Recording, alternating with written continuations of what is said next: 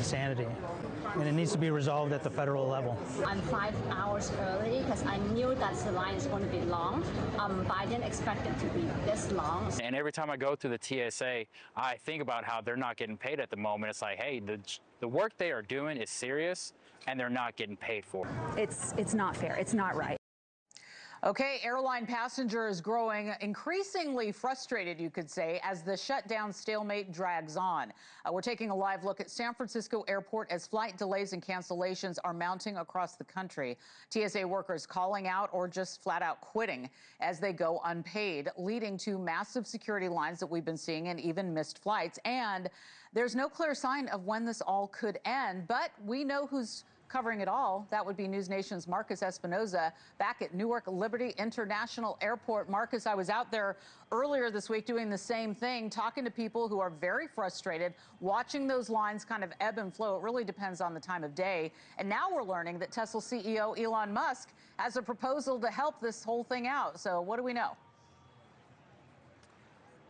Hey, Laura, good morning. Yeah, the most surprising news of this early morning is that post on X by Elon Musk, the very same person, the billionaire who wanted to get rid of government waste, says now that he will pay the salaries of TSA personnel during the government shutdown.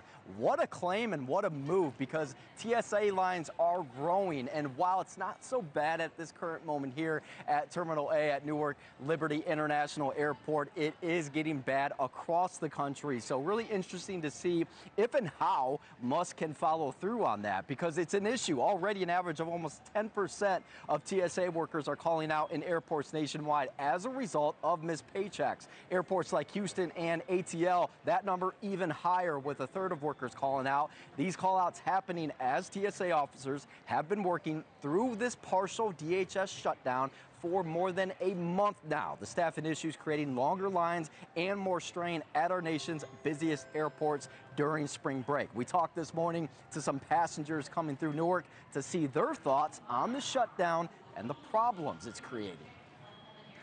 I think what they're going through is terrible. I think it's ridiculous that they haven't got paid, and the people in Congress just need to do something to get this right.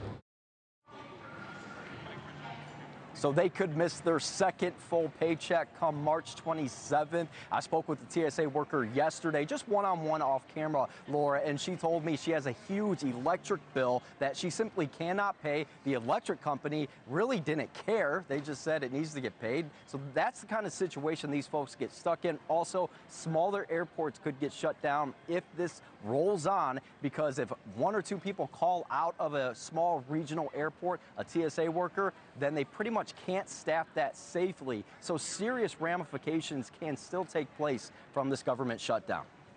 Wow, Marcus Espinoza, what a mess. But I know that you're watching it all. You'll bring us up to speed as we move through the day. Live from Newark Airport, thank you very much for joining us. Thank you for watching. Subscribe below and download our NewsNation app right now on your phone, and you will get fact-based, unbiased news for all Americans.